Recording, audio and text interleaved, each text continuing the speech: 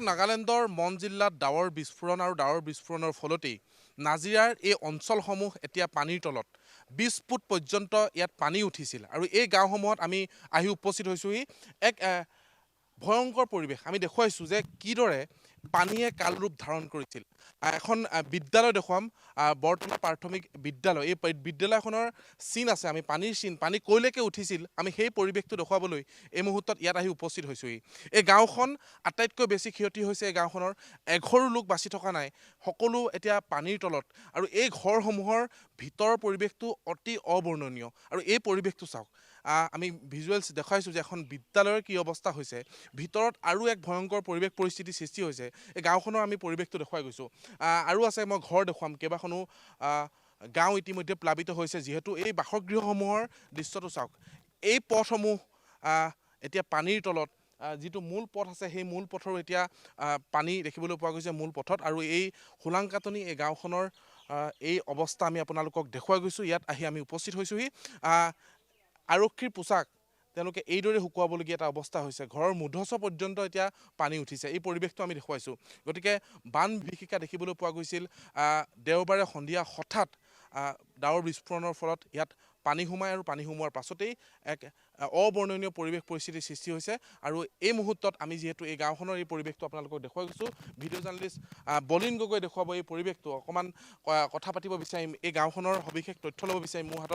মোৰ ওচৰ কাষত আছে দেৱজিৎ শৰ্মা, সতীৰ্থ সাংবাদিক। এই গাঁওখনৰ এজন লোক এতিয়াও সন্ধানহীন হৈ আছে, নহয় জানো?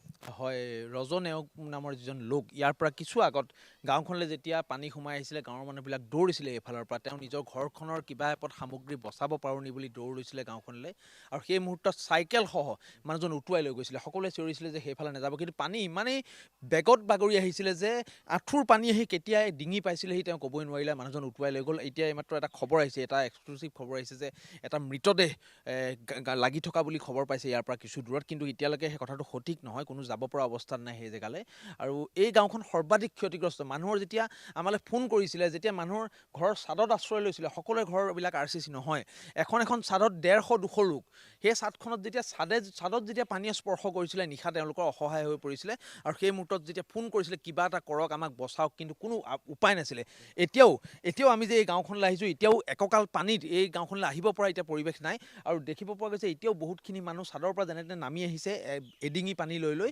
আমি যেতিয়া প্ৰথম ৰাতিপুৱা আহিছোঁ, ইয়াত ক'বলগীয়া প্ৰথম আমাক বিচাৰিছে এটা পানী বটল হ'ব নেকি, এটা পানী বটল আমাক দিয়ক। এতিয়ালৈকে উদ্ধাৰ অভিযান তেওঁলোকে চলাবলৈ SDF ইণ্ডিয়া আমি দেখা নাই। কিন্তু SDF বাহিনীৰ লোকসকল ইয়াৰ পৰা প্ৰথম দিনাখন দেওবাৰে SDF হ'লে আমি নিজে ফোন কৰিছোঁ। সেই মুহূৰ্তত SDF বাহিনী আহি গাঁওখনৰ সন্মুখৰ অঞ্চলটোত ঠিক 10 ফুটমান সোমাই তেওঁলোক উভতি গুচি গৈছিলে। কাৰণ কেলৈ গাঁওখনৰ জিঅ'গ্ৰাফিকেল কণ্ডিশ্যনটো তেওঁলোকে নাজানে, ক'ত কি আছে। ইয়াত সোমাব পৰা অৱস্থা নাছিলে। SDF মাত্ৰ এখন নাও, সেইদিনাখন ৰাবাৰ বোট এখন। গতিকে তেওঁলোক সোমাব নোৱাৰি উভতি গৈছিলে। আৰু মানুহখিনি মৰিলোঁ বুলি প্ৰায় নিশ্চিত হৈ গৈছিলে এই গাঁওখনত। এই পৰিৱেশটো দেখুৱাইছোঁ, আমি সেই ঘৰসমূহ দেখুৱাম। ইয়াৰ সেই পৰিৱেশবোৰ আমি দেখুৱাবলৈ আহি উপস্থিত হৈছোঁ হোলাংকাটনি এই গাঁওখনত। কেনেকুৱা এটা পৰিৱেশ পৰিস্থিতিৰ সৃষ্টি হৈছে। বান বিভীষিকাই এই লোকসকলক কিদৰে উটুৱাই লৈ গৈছে, এই লোকসকলৰ জীৱনবোৰ আমি দেখুৱাবলৈ ইয়াত আহি উপস্থিত হৈছোঁ। কেনেকৈ তেওঁলোকে জীৱন নিৰ্বাহ কৰিব, কেনেকৈ তেওঁলোকে আকৌ জীয়াই উঠিব, কিদৰে তেওঁলোকে সেই পৰিৱেশসমূহ আমি দেখুৱাবলৈ চেষ্টা কৰিছোঁ। এয়া আমি দেখুৱাইছোঁ পশুধন।